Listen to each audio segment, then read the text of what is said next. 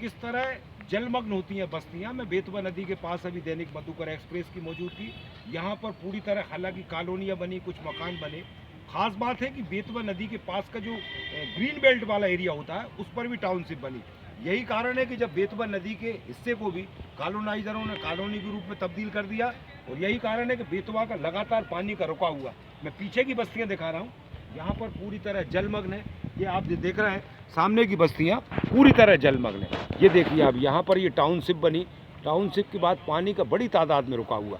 ये किसी बेतवा नदी के इसी हिस्से की बात नहीं है। यदि हम रंगई तरफ की बात करें, दूसरे स्थान पर भी बड़ी तादाद में ग्रीन बेल्ट का उपयोग हुआ है। जहाँ शमशान घाट के पास पर यहाँ एक राजीव गांधी बस्ती बनाई गई, गरीबों के लिए बस्ती बनाई गई, वहाँ पर भी ग्रीन बेल्ट के नाम पर मकानों में पानी पहुँचा है। और यही हालात इसी इलाके कि चारों तरफ तस्वीर, तो एक ही जगह रहो तुम, चारों तरफ नहीं चलिए आप, है ना। नुकसान तो बड़ी तादाद में हुआ है, लेकिन खास वजह हमारी नदी का हिस्से को भी ले लेना है।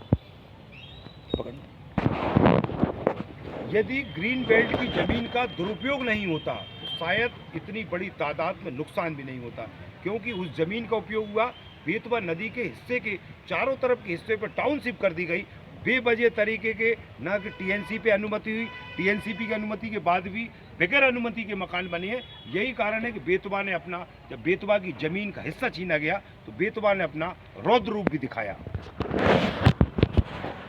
ये देखो आप, चारों तरफ बस्तियां हैं, यहाँ पर कुछ लोग भी हैं।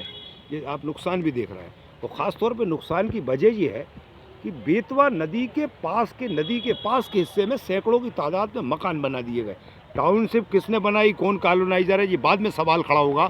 ऐसी एक सरकारी योजना भी जतरापुरा में राजीव गांधी योजना के नाम पर वो मकान बनाए जा रहे हैं, दीनदयाल योजना, जो भी योजना है। लेकिन यदि नदी का हिस्सा मारा जाता है तो बेतवा नदी ने भी अपना विकराल रूप दिखाया और ये तबाही के मंजर हैं। ज़रूरत इस बात की है कि वो लोग भी, संबंधित लोगों पर भी कार्रवाई होनी चाहिए जिन लोगों ने इतनी बड़ी टाउनशिप खड़ी कर दी। कॉलोनाइजरों पर होना चाहिए और टीएनसीपी को अधिकारियों पर भी एक्शन होना चाहिए जिन्होंने अपनी कोई बड़ी कार्रवाई नहीं की। यही कारण है कि बेतवा के इस विकराल रूप में बड़ी तादाद में नुकसान हुआ है। नमस्कार।